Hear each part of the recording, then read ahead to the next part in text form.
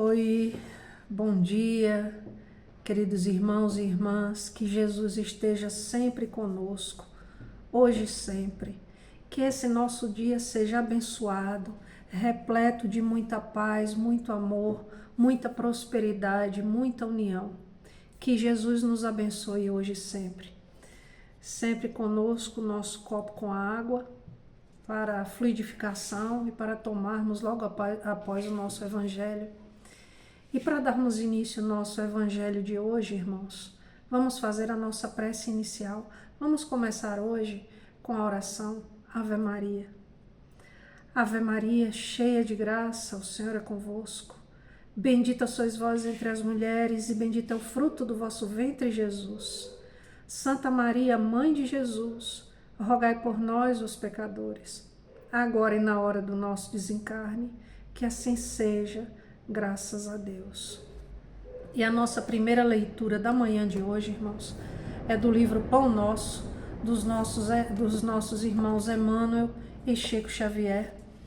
Lição 73, aprendamos quanto antes. Como, pois, recebestes o Senhor Jesus Cristo, assim também andai nele. Paulo, Colossenses, capítulo 2, versículo 6. Entre os que se referem a Jesus Cristo, podemos identificar duas grandes correntes diversas entre si: a dos que o conhecem por informações e a dos que lhe receberam os benefícios.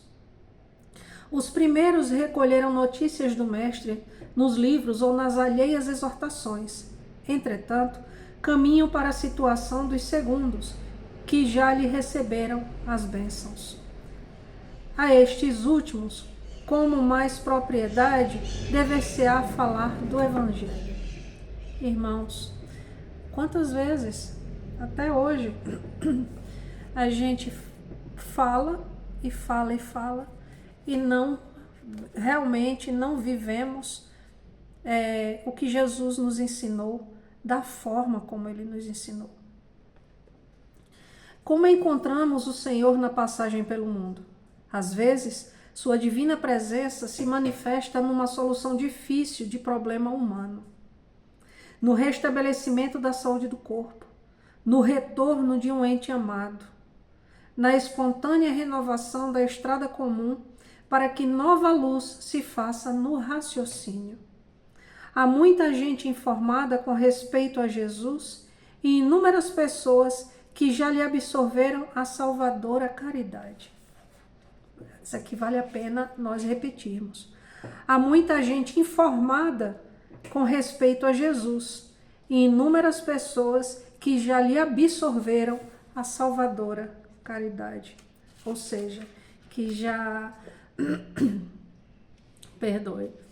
que já permitiu, que já abriu o coração e já permitiu que Jesus entrasse e fizesse morada nas nossas vidas. É indispensável, contudo, que os beneficiários do Cristo, tanto quanto experimentam alegria na dádiva, sintam igual prazer no trabalho e no testemunho de fé. Não bastará fartarmos-nos de bênçãos. É necessário colaborarmos por nossa vez no serviço do Evangelho, atendendo-lhe o programa santificador. A nossa fé morta, a nossa fé parada, sem ajuda ao próximo, não serve de nada. Estamos estagnados. Perdoe. Muitas recapitulações fastidiosas e muita atividade inútil podem ser peculiares aos espíritos meramente informados. Todavia, nós que já recebemos infinitamente da misericórdia do Senhor, aprendamos quanto antes a adaptação pessoal aos seus sublimes desígnios. E a segunda leitura da manhã de hoje, irmãos, é do Evangelho segundo o Espiritismo, do nosso irmão Allan Kardec, capítulo 16, Utilidade providencial da fortuna, provas da riqueza e da miséria. Se a riqueza devesse ser um obstáculo absoluto à salvação daqueles que a possuem, assim como se poderiam inferir de certas palavras de Jesus, interpretadas segundo a letra e não segundo o espírito, Deus que a dispensa teria colocado nas mãos de alguns um instrumento de perdição sem recursos. Pensamento que repugna a razão. A riqueza, sem dúvida, é uma prova muito difícil, mais perigosa que a miséria pelos seus arrastamentos. As tentações que dá e a fascinação que exerce. É o excitante supremo do orgulho, do egoísmo e da vida sensual. É o laço mais poderoso que liga o homem à terra e afasta seus pensamentos do céu. Produz uma tal vertigem que se vê, frequentemente, aquele que passa da miséria à fortuna, esquecer depressa a sua primeira posição. Aqueles que o adotaram, aqueles que o ajudaram, e torna-se insensível, egoísta e vão. Mas do fato de tornar o caminho fácil, o caminho difícil, não se segue que o torne impossível. E não possa tornar-se um meio de salvação, nas mãos daquele que dela sabe se servir, como certos venenos podem devolver a saúde se são empregados a propósito e com discernimento. Irmãos, o que se fala de um rico. É mais fácil um camelo passar por uma agulha do que um rico entrar no reino dos céus. E isso não é que todos os ricos não vão para o reino dos céus. Pelo contrário, até quem é desprovido de recursos financeiros, pode acontecer da mesma forma.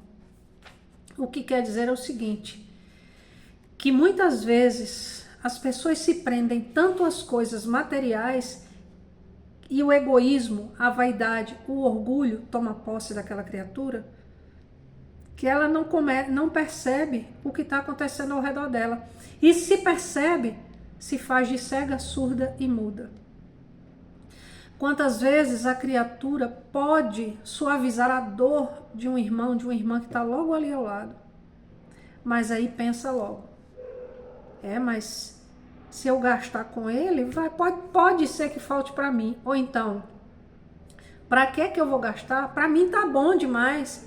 Se para ele não tá, é um problema dele, não meu. E não é assim. Não é assim. Se tá bom para mim, ótimo. Se para um irmão, para uma irmã não está, aí já não é só um problema dele ou dela, é um problema nosso. Se nós podemos auxiliar algum irmão, nós devemos auxiliar. A gente não sabe do dia de amanhã, irmãos. Nós não sabemos. Quem sabe amanhã nós é que seremos os necessitados e precisando de auxílio. Quando Jesus disse ao jovem que o interrogou sobre os meios de ganhar a vida eterna, desfazei-vos de todos os vossos bens e segue-me. Ele não entendia estabelecer como princípio absoluto de cada um, deva se despojar daquilo que possui e que a salvação só tem esse preço, mas mostrar que o apego aos bens terrestres é um obstáculo à salvação. Esse jovem, com efeito, se acreditava quite porque tinha observado certos mandamentos e, todavia, recua ante a ideia de abandonar seus bens. Seu desejo de obter a vida eterna não ia até esse sacrifício. E realmente, nós achamos muito, quantas vezes já nos deparamos com a situação de ter alguém precisando do nosso auxílio e a gente está com aquela quantia ali para comprar alguma coisa para a gente, nem que seja uma bala ali, eu estou com vontade de comprar uma bala. E a gente deixa de auxiliar aquele irmão, de tão egoísta que nós somos, para ir ali numa padaria, por exemplo, e comprar a nossa bala. Sendo que a dificuldade do irmão era real e a nossa dificuldade com bala não existe. A proposição que Jesus lhe fez era uma prova decisiva para pôr a descoberto o fundo do seu pensamento. Ele podia, sem dúvida, ser um homem, um perfeito homem honesto, segundo o mundo, não fazer mal a ninguém, não maldizer seu próximo, não ser vão nem orgulhoso, honrar seu pai e sua mãe, mas não tinha verdadeira caridade, porque sua virtude não ia até a abnegação. Eis o que Jesus quis demonstrar, era uma aplicação do princípio: fora da caridade não há salvação. Perdoe.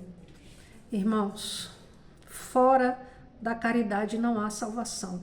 Não é fora da religião, não é fora, seja lá do que for. É fora da caridade, não há salvação. Irmãos, vamos fazer com o outro aquilo que a gente quer que faça conosco.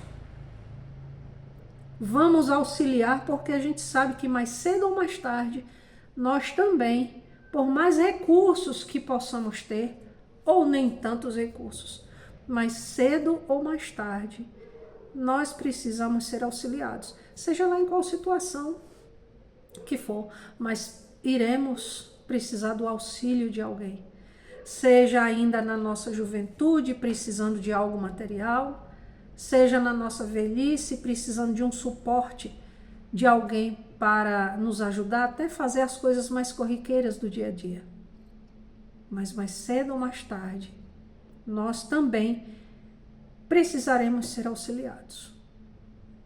E antes de fazermos a nossa prece final, irmãos, eu gostaria de rogar a Deus, a Jesus, a Virgem Maria, nossa mãe, e a espiritualidade amiga pela fluidificação da nossa água, que seja colocada nas nossas águas tudo o que precisamos, tudo o que merecemos, tudo o que for da nossa necessidade.